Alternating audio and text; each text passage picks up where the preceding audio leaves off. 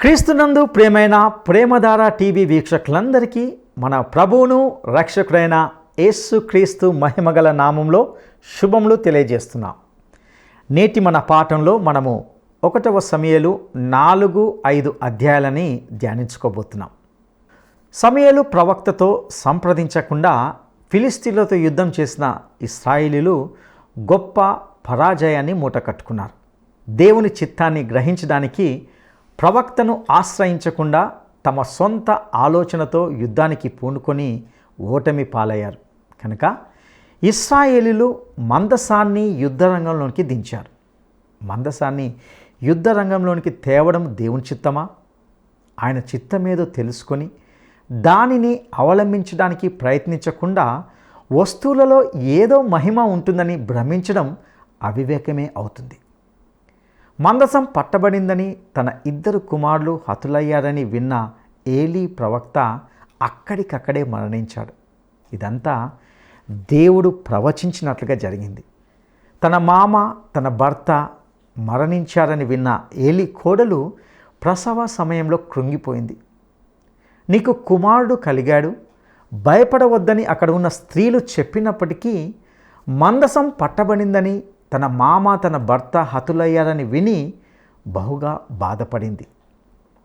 తన కుమారునికి ఈకాబోదు అని పేరు పెట్టింది. ఆ మాటకు దేవుని ప్రభావం ఇశ్రాయేలీయులలో నుండి వెళ్ళిపోయింది అని అర్థం. ఈ పరిణామాలకు సంబంధించిన విశేషాలను నేటి పాఠంలో తెలుసుకుందామా? ప్రియ శ్రోతలారా, ఇప్పుడు మనం 1 సమూయేలు 4వ అధ్యాయం వినబోతున్నాము. సమూయేలుతో సంప్రదించకుండా ఇశ్రాయేలీయులు ఫిలిష్తీయులపై యుద్ధం ప్రకటించారు. కానీ ఆ యుద్ధంలో ఇశ్రాయేలీయులు ఓడిపోయారు. అంతట వారు యెహోవా మందసాన్ని యుద్ధరంగంలోకి తెచ్చారు. అలా చేస్తే తమకు విజయం కలుగుతుంది అనుకున్నారు. ఇది అవిశ్వాస లక్షణం. ఏ పదార్థానికి వస్తువుకు అతీత శక్తులను ఆరోపించకూడదు. చివరికి ఏమైంది? వారి మూఢనమ్మకానికి ఫలితాన్ని వారే అనుభవించాల్సి వచ్చింది. మందసం శత్రువుల వశమైంది. ఏలీ యొక్క 2 కుమారులు హతమయ్యారు. ఈ విషాద వార్త విని ఏలీ హఠాత్తుగా చనిపోయాడు. ఈ 4వ అధ్యాయం ఒక చీకటి పుట. ఆ సమయంలో ఇశ్రాయేలీయుల ఆధ్యాత్మిక క్షీణదశను మనం గుర్తించగలం. దేవుడు ప్రవచించి చెప్పిన విధంగా ఏలీ సంతతి హతమైపోయారు. 1వ వచనం నుండి వినండి. ఇశ్రాయేలీయులు ఫిలిష్తీయులతో యుద్ధం చేయటానికి బయలుదేరి ఎబెనెజరులో దిగగా ఫిలిష్తీయులు అఫెకులో దిగారు. ఫిలిష్తీయులు ఇశ్రాయేలీయుల మీద తమను యుద్ధపంక్తులుగా తీర్చుకొనగా వారు యుద్ధంలో కలిసినప్పుడు ఇశ్రాయేలీయులు ఫిలిష్తీయుల ఎదట ఓడిపోయి యుద్ధభూమిలోనే ఎక్కువ తక్కువ 4,000 మంది హతులయ్యారు. కాబట్టి జనులు శిబిరములోనికి తిరిగి రాగా ఇశ్రాయేలీయుల పెద్దలు అన్నారు, యెహోవా నేడు మనలను ఫిలిష్తీయుల ముందర ఎందుకు ఓడించాడు? షిలోహులో ఉన్న యెహోవా నిబంధన మందసమును మనం తీసుకొని మన మధ్య ఉంచుకుందాము రండి. అది మన మధ్య ఉండిన ఎడల అది మన శత్రువుల చేతి నుండి మనల్ని రక్షిస్తుంది. చూచారా, ఇశ్రాయేలీయులు మూఢనమ్మకంలో పడిపోయారు. దేవునికి దూరంగా తొలగిపోయారు. వారి స్వార్థం ఇందులో కొట్టవచ్చినట్లు కనబడుతున్నది. వారు దేవుణ్ణి సంప్రదించలేదు. తమంతట తామే ఫిలిష్తీయులతో యుద్ధానికి బయలుదేరారు. అప్పుడేమి జరిగింది? ఓటమి చవిచూచారు. యుద్ధంలోకి యెహోవా మందసాన్ని తీసుకువెడితే విజయం ప్రాప్తిస్తుంది అనుకున్నారు. మందసాన్ని గురించి వారు ఏమి ఆలోచించారు? మందసాన్ని యొర్దాను నది గుండా మోసుక తెచ్చారు. దేవుడు నదిని చీల్చి వారికి దారి ఏర్పరచాడు. మందసం విజయమిచ్చే వస్తువు అనుకున్నారు. ఏ వస్తువులోనైనా ఆధ్యాత్మిక శక్తి ఉంది అనుకుంటే అది కేవలం భ్రమ. నదిని చీల్చింది మందసం కాదు, దేవుడు. మందసంలో దేవుడు కూర్చొని ఉండలేదు. మందసమేమీ విగ్రహం కాదు. దేవుణ్ణి పెట్టెలో పెట్టగలవారెవరు? శక్తి అంతా దేవునిలో ఉన్నది. ఆయన సన్నిధిలో ఉన్నది. శక్తి దేవుడు అనే వ్యక్తిలో ఉన్నది. సోదరీ సోదరులారా, ఈ రోజున క్రైస్తవులలో కూడా మూఢనమ్మకాలు పొడసూపుతున్నాయి. ఏవేవో పద్ధతులు వాడి అదే దేవుడు అనుకుంటున్నారు. పద్ధతుల వలన సమస్యలు తీరవు. ఆధ్యాత్మిక వ్యక్తులు దేవుని మీద ఆధారపడతారు. మిగతాదంతా గుడ్డి విశ్వాసం, మూఢనమ్మకం. క్రీస్తునందు శక్తి ఉన్నది. ఆయనతో ఉంటే మనకు విజయం, లేకపోతే అపజయం. అదే అసలు సంగతి. జనులు షిలోహునకు కొందరిని పంపి అక్కడి నుండి కెరూబుల మధ్య ఆసీనుడై ఉండే సైన్యములకు అధిపతి అయిన యెహోవా నిబంధన మందసమును తెప్పించారు.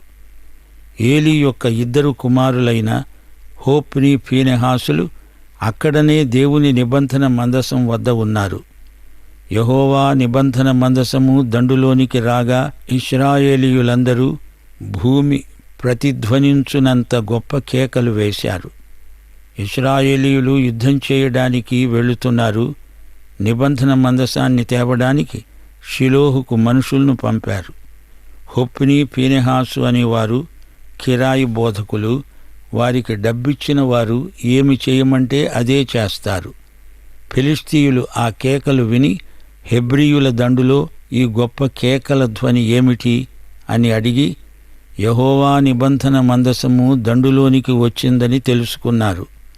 ఇశ్రాయేలీయులు దేవుణ్ణి ఆరాధించాలి గాని దేవుని మందసాన్ని కాదు. క్రైస్తవ సంఘాలలో మత సంస్కారాలు ఉంటాయి. అవి విగ్రహాలు కాకూడదు. సంఘం కూడా విశ్వాసులకు విగ్రహం కాకూడదు. వ్యక్తి పూజ విగ్రహారాధనతో సమానం. ఆరాధన క్రమం ఒక విగ్రహం కాకూడదు. ఆరాధన స్థలాన్ని విగ్రహంగా చేయకూడదు. మనం సజీవుడైన సత్య దేవుణ్ణి ఆరాధించాలి. ఫిలిష్తీయులు జడిసి దేవుని మందసము దండులోనికి వచ్చిందని అనుకొని తమలో తాము చెప్పుకున్నారు. అయ్యో, మనకు శ్రమ! ఇంతకు ముందెప్పుడూ ఇలాగు సంభవింపలేదు. అయ్యయ్యో, మహాశూరుడైన ఈ దేవుని చేతిలో నుండి మనల్ని ఎవరు విడిపింపగలరు? అరణ్యమందు అనేకమైన తెగుళ్ల చేత ఈజిప్టు వారిని హతం చేసిన దేవుడు ఈయనే కదా.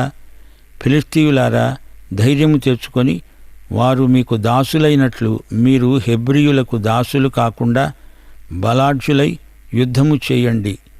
ఫిలిష్తీయులు విగ్రహారాధికులు. అందుచేత వారు మందసాన్ని చూచి అదే దేవుని విగ్రహము అనుకున్నారు. ఫిలిష్తీయులు అన్యులు. వారిలో మూఢనమ్మకాలు కోకొల్లలు. వారు యెహోవా శక్తిని గురించి విన్నారు. ఆయన కూడా తమ దేవుళ్ల లాంటి వాడే అనుకున్నారు. ఫిలిష్తీయులకు ఇశ్రాయేలీయులకు మధ్య యుద్ధం జరిగింది. ఇశ్రాయేలీయులు ఓడిపోయారు. ఎందరో హతమైపోయారు. శత్రువులు మందసాన్ని పట్టుకున్నారు. ఏలీ కుమారులైన హోప్ని, ఫీనెహాసులు హతమయ్యారు.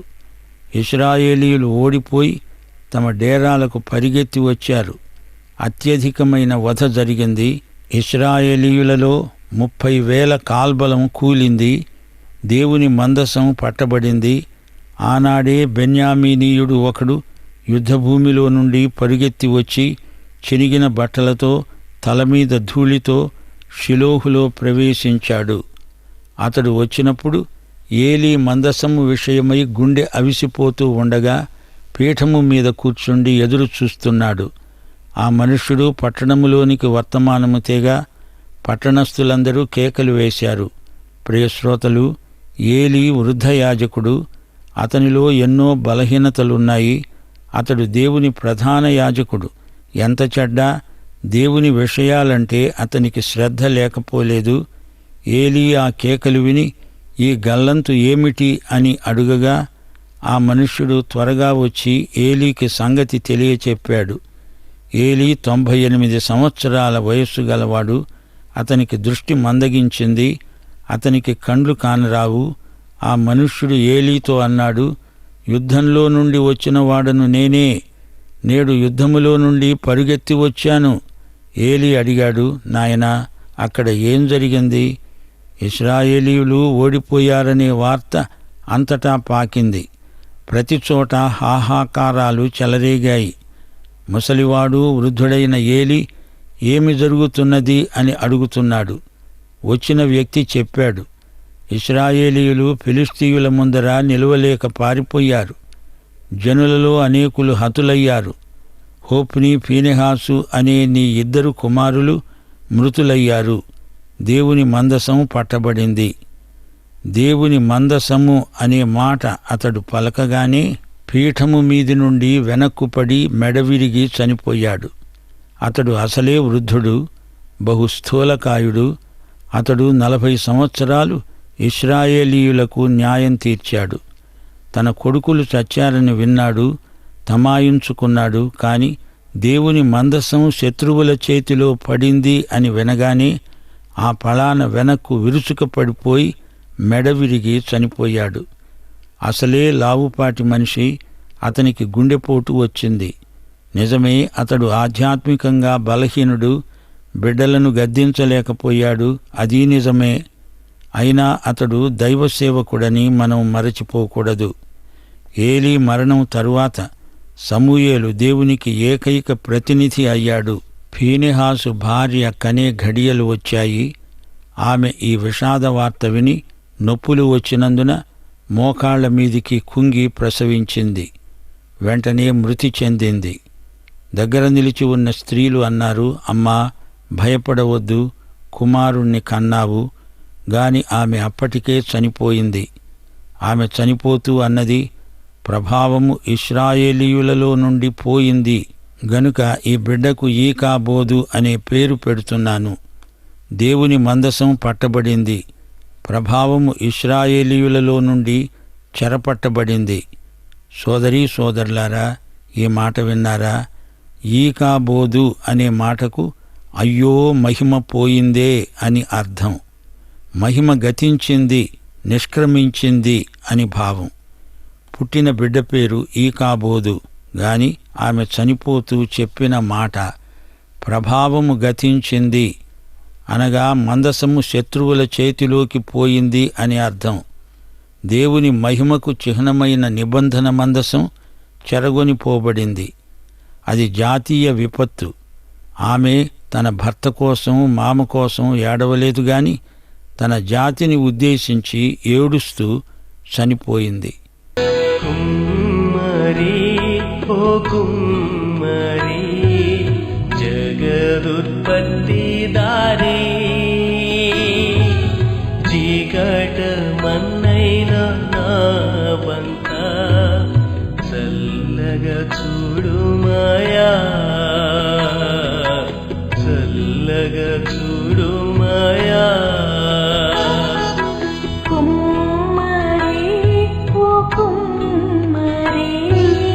జగదుత్పత్తిదారి, చీకటమన్నైన నావంక చల్లగా చూడుమయా, చల్లగా చూడుమయా.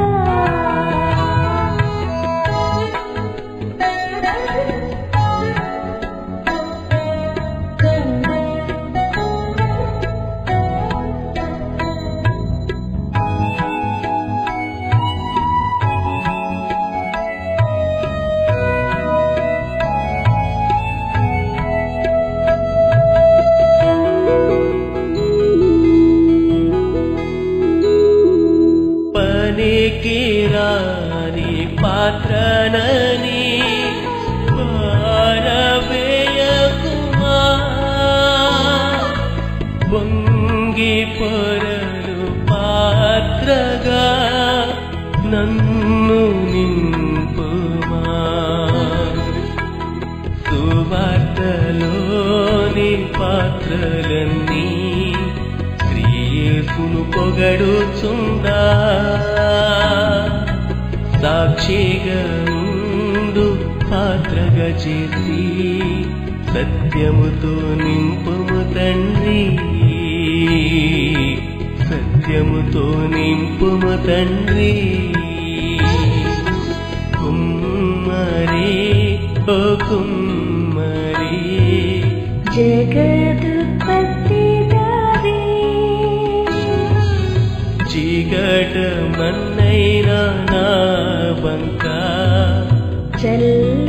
చూడు మాయా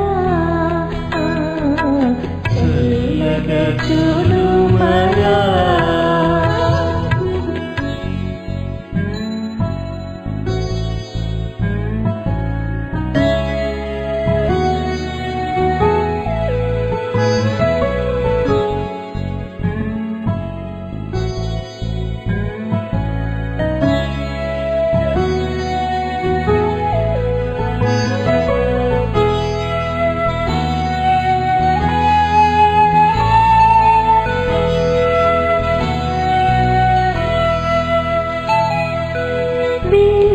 విలువలేని పాత్రను నేను కొనువారు లేరెవరు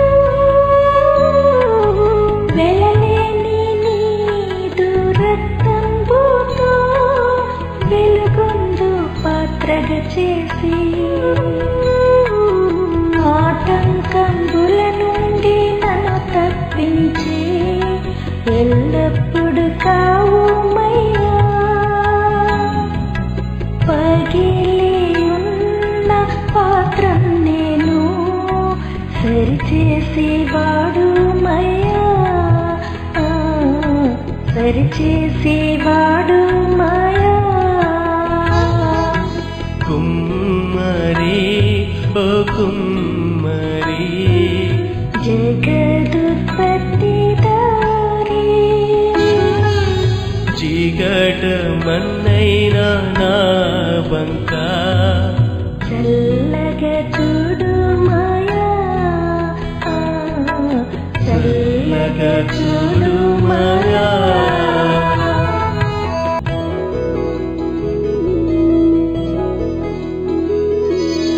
లోకాశతో నిండి ఉప్పొంగుచు మార్గంబునే తప్పితి మనుష్యేచ్ఛలన్నీయున్ స్థిరమనుచునే మనశాంతి కోల్పోతేనే పోగొట్టుకున్న పాత్ర. ఇప్పుడు 5వ అధ్యాయానికి రండి. ఈ అధ్యాయంలో ఫిలిష్తీయులు దేవుని తీర్పునకు ఎలా గురైంది చెప్పబడింది. ఇశ్రాయేలీయులు ఈ సందర్భంలో గొప్ప పాఠం నేర్చుకున్నారు. మందసం అనే వస్తువులో ఏమీ లేదు, దేవుడే చర్య తీసుకోవాలి. దేవుడు దాగోను విగ్రహం బోర్ల పడేటట్లు చేశాడు. మనుష్యులకు విచిత్రమైన తెగులు వచ్చి చాలామంది చచ్చారు. మందసం ఎక్కడ ఉంటే అక్కడ నాశనమే కలిగింది. ఫిలిష్తీయులు భయపడ్డారు. తిరిగి మందసాన్ని బండి మీద ఎక్కించి బెత్షెమెషుకు సాగనంపారు. ఇప్పుడు వివరాలు. ఫిలిష్తీయులు దేవుని మందసమును పట్టుకొని ఎబెనెజరు నుండి అష్డోదుకు తీసుకొని వచ్చి గుడిలో దాగోను ఎదుట దానిని ఉంచారు. అయితే మరునాడు అష్డోదు వారు ప్రాతకాలమందు లేవగా, ఇదిగో దాగోను యెహోవా మందసము ఎదుట నేల మీద బోర్లపడి ఉన్నది. గనుక వారు దాగోనును లేవనెత్తి దాని స్థానమందు మరల ఉంచారు. ఆ మరునాడు వారు ఉదయముననే లేవగా, దాగోను యెహోవా మందసము ఎదుట నేల మీద బోర్లపడి ఉన్నది. దాగోను తల 2 అరచేతులు తెగవేయబడి గడప దగ్గర పడి ఉన్నాయి. దాని మొండెము మాత్రము మిగిలి ఉన్నది. మందసము తమ చేతిలో ఉంటే తమకు జయం కలుగుతుంది అనుకున్నారు. గాని మందసం దాగోను పక్కన పెట్టినప్పుడు దాగోను విగ్రహము కింద పడిపోతున్నది. ఇదెక్కడి విచిత్రం! దాగోను విగ్రహం కింద పడి మందసం ఎదట కాళ్ళు చేతులు విరిగి హాస్యాస్పదంగా కనిపిస్తున్నది. తన సన్నిధిలో అన్యదేవతలు నిలువవని దేవుడు చూపుతున్నాడు. ఫిలిష్తీయులు కంగారు పడిపోయారు. వారు గ్రహించారు, మందసం దగ్గర ఉంచుకున్నంత మాత్రాన వారికి మేలు కలగదు, పైగా కీడే కలుగుతుంది. దాగోను యాజకులు గుడికి వచ్చేవారు ఎవరు అష్డోదులో దాగోను గుడి గడపను కూడా తొక్కటం మానేశారు. యెహోవా హస్తము అష్డోదు వారి మీద భారంగా ఉంది. అష్డోదు వారిని, దాని సరిహద్దులలో ఉన్న వారిని ఆయన గడ్డల రోగముతో మొత్తి వారిని హతం చేశాడు. అష్డోదు వారు సంభవించిన దానిని చూచి చెప్పుకున్నారు, ఇశ్రాయేలీయుల దేవుని హస్తము మన మీద, మన దేవత అయిన దాగోను మీద బహుభారముగా ఉన్నదే. ఆయన మందసం మన మధ్య ఉండడమే దీనికి కారణం గదా. అది ఇక మన మధ్య ఉండకూడదు. ఫిలిష్తీయులు ఎంతో భయపడిపోయారు. మందసాన్ని మరో చోటికి పంపాలని తీర్మానించుకున్నారు. ఫిలిష్తీయుల సర్దారులందరినీ పిలువనంపించి, ఇశ్రాయేలీయుల దేవుని మందసమును మనము ఏమి చేద్దాము అని అడిగారు. అందుకు వారన్నారు, ఇశ్రాయేలీయుల దేవుని మందసమును ఇక్కడ నుండి గాతు పట్టణానికి పంపండి. అంతటా జనులు ఇశ్రాయేలీయుల దేవుని మందసమును అక్కడ నుండి గాతునకు మోసుకుపోయారు. అయితే ఆ తరువాత యెహోవా హస్తము ఆ పట్టణపు పెద్దలకు పిన్నలకు గడ్డలు లేచేటట్లు చేసి వారిని మొత్తి నాశనం చేసింది. వారు దేవుని మందసమును ఎక్రోనుకు పంపివేయగా ఎక్రోనీయులు కేకలు వేసి అన్నారు, మనలను మన జనులను చంపివేయాలని వీరు ఇశ్రాయేలీయుల దేవుని మందసమును మన వద్దకు తెచ్చారు. గమనించారా? వారు మందసాన్ని తిరిగి ఇశ్రాయేలుకే పంపివేస్తున్నారు. దేవుడు ఇశ్రాయేలీయులకు తీర్పు తీర్చాడు. ఇశ్రాయేలీయులు ఒక ప్రశ్న వేశారు, ఈ మందసంతో మనమేమి చెయ్యాలి? ఈ మందసం మనల్ను మన జనులను చంపకుండా స్వస్థలానికి దానిని పంపించాలని తీర్మానించారు. దేవుని హస్తం అక్కడ బహుభారంగా ఉంది. మరణ భయం ఆ పట్టణస్థులందరినీ పట్టింది. చావక మిగిలి ఉన్నవారు గడ్డల రోగము చేత మొత్తబడ్డారు. ఆ పట్టణస్థుల కేకలు ఆకాశం వరకు వినపడ్డాయి. గమనించారా? వారికి వచ్చిన తెగులు విచిత్రమైనది. అది బయటికి కనబడని గడ్డల రోగం, ఒక విధమైన కొరుకుడు పుండు. వారి శరీరములోనికి లోతుగా ప్రసరించిన భగంధరం లాంటిది. దానికి చికిత్స లేదు. అందరూ చచ్చారు. తమ శిక్షకు కారణం ఈ మందసమే అని గ్రహించారు. వారికి మహానాశనం ప్రాప్తించింది. 55వ కీర్తన 4వ వచనం దావీదు అంటున్నాడు, నా గుండె నాలో వేదన పడుతున్నది, మరణ భయం నాలో పుడుతున్నది. ప్రజల్లో మనోవేదన అధికమైంది. వారు పెడబొబ్బలు పెట్టారు. సోదరీ సోదరులారా, దాగోను దేవత పడిపోవటం విచిత్రమైన సన్నివేశమనిపిస్తోంది.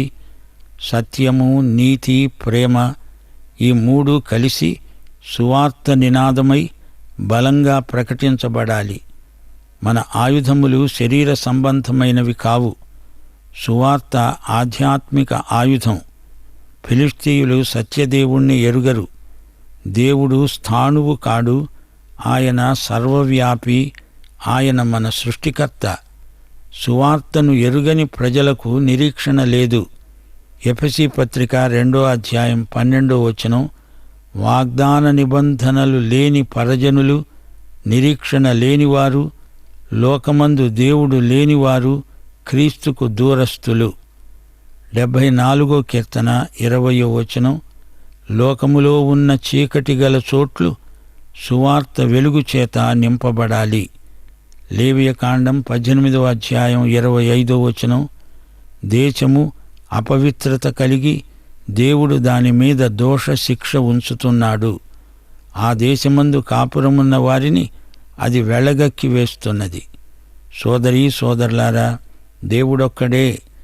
మలాకీ గ్రంథం 2వ అధ్యాయం 11వ వచనం, జాగ్రత్తగా ఈ వచనాన్ని ధ్యానించండి. యూదావారు యెహోవాకు ప్రియమైన పరిశుద్ధ స్థలమును అపవిత్రపరిచారు. ఇప్పుడు మనం యేసుక్రీస్తు సువార్తను ప్రకటించాలి. యేసుక్రీస్తు ప్రజానీకాన్ని చూచి కనికరముతో కన్నీరు కారుస్తున్నాడు. సర్వసృష్టికి సువార్త ప్రకటించాలి. ప్రియ శ్రోతలారా, సంసోను ఏమి చేశాడో మీకు జ్ఞాపకమున్నదా? యెహోవా దేవుని పేరట దాగోను దేవత మందిరాన్ని నేలమట్టం చేశాడు. ఫిలిష్తీయులు ఈ అధ్యాయంలో అష్టోదులో దాగోను దేవత గుడిలో యెహోవా మందసాన్ని ఉంచారు. తాము జయించామనే గర్వంతో తమ ఆధిక్యాన్ని చూపుకోవడానికి అలా చేశారు. ఒకసారి దాగోను పడిపోతే మరోసారి దాన్ని ఎత్తి కూర్చోబెట్టారు. ఈసారి దాగోను పడడమే కాదు, పడి విరిగిపోయింది. ప్రజలకు గడ్డల రోగం వచ్చింది. వీరు మందసాన్ని షిలోహుకు పంపలేదు, ఆయా చోట్లకు తరలిస్తూ వచ్చారు. ఇంత జరిగినా వారు యెహోవా వైపు మరలలేదు. మందసాన్ని తిప్పి పంపివేశారు గాని నిజమైన దేవుణ్ణి వారు నమ్ముకోలేదు. సోదరీ సోదరులారా, ప్రజలు తమ మూఢనమ్మకాలను సమర్థించుకోవడం పరిపాటి. ప్రజలు సత్యాన్ని తృణీకరించి పితృపారంపర్యమైన వ్యర్థ ప్రవర్తనకు లోబడతారు. పరిశుద్ధ దేవుడు తమకు సమీపంగా ఉన్నప్పుడు ఆయనకు దూరం కావటం అవివేకం.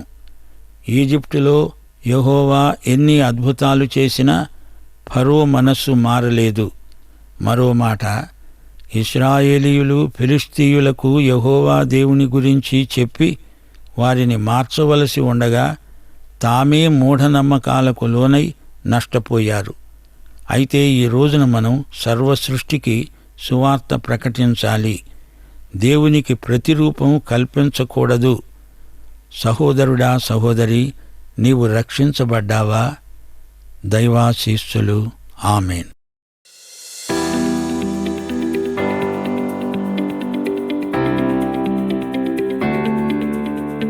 ఈకాబోదు అనే పేరుకు అర్థం ఏమిటి? ఈకాబోదు అనే పేరుకు అర్థం ఏమిటి? 1. ప్రభావం పోయెను. 2. ప్రభావము తగ్గెను. 3. ప్రభావము పెరిగెను. ఈ ప్రశ్నకు సరైన జవాబును ఈ వాట్సాప్ నంబర్కు పంపండి. మా వాట్సాప్ నంబర్ 9399525570. ప్రియులారా, ఈ పాఠంలో మనము కొన్ని ఆధ్యాత్మిక సత్యాలను నేర్చుకుని ఉన్నాం. సమూయేలుతో సంప్రదించకుండా ఫిలిస్తీన్లతో యుద్ధం చేసిన ఇశ్రాయేలీలు గొప్ప పరాజయానికి పాలయ్యారు. దేవుని చిత్తాన్ని గ్రహించడానికి ప్రవక్త అయిన సమూయేలును ఆశ్రయించకుండా తమ సొంత ఆలోచనతో యుద్ధానికి పూనుకొని ఓటమి పాలయ్యారు. ఆయన చిత్తమేదో తెలుసుకొని దానిని అవలంబించడానికి ప్రయత్నించకుండా వస్తువులలో ఏదో మహిమ ఉంటుందని భ్రమించడం, తలంచడం అవివేకమవుతుంది. ఇశ్రాయేలీయులు మూఢనమ్మకంలో పడ్డారు, దేవునికి దూరంగా తొలగిపోయారు. ఈ రోజున క్రైస్తవుల్లో కూడా మూఢనమ్మకాలు ఎంతగానో పెరిగిపోతున్నవి. వ్యక్తి పూజ విగ్రహారాధనతో సమానం. ఆరాధన క్రమం విగ్రహం కానే కాకూడదు. ఆరాధన స్థలాన్ని ఒక విగ్రహంగా మార్చకూడదు. మనము సజీవుడైన సత్యదేవుని ఆరాధించాలి. ఆయన మన సృష్టికర్త. సువార్తను ఎరగని ప్రజలకు నిరీక్షణ లేదు. యేసుక్రీస్తును ఎరగడమే నిజదేవుని ఎరుగుటయ్యి ఉన్నది. కాబట్టి ప్రియ శ్రోత, నీవు ఈ లోకంలో మూఢనమ్మకాలతోనే జీవిస్తూ సత్యదేవునికి దూరంగా జీవిస్తున్నావా? యేసే మన రక్షకుడు, ఆయనే మన జీవానికి మూలం. అట్టి దేవుణ్ణి మన రక్షకునిగా అంగీకరించుటకు సిద్ధపడదామా? అట్టి కృప దేవుడు మీకు దయచేయనుగాక. దైవాశీస్సులు. ఈ కార్యక్రమం మీకు నచ్చిందా? అయితే వెంటనే మిస్డ్ కాల్ ఇవ్వండి. బహుమతి పొందే విజేత మీరే కావచ్చు.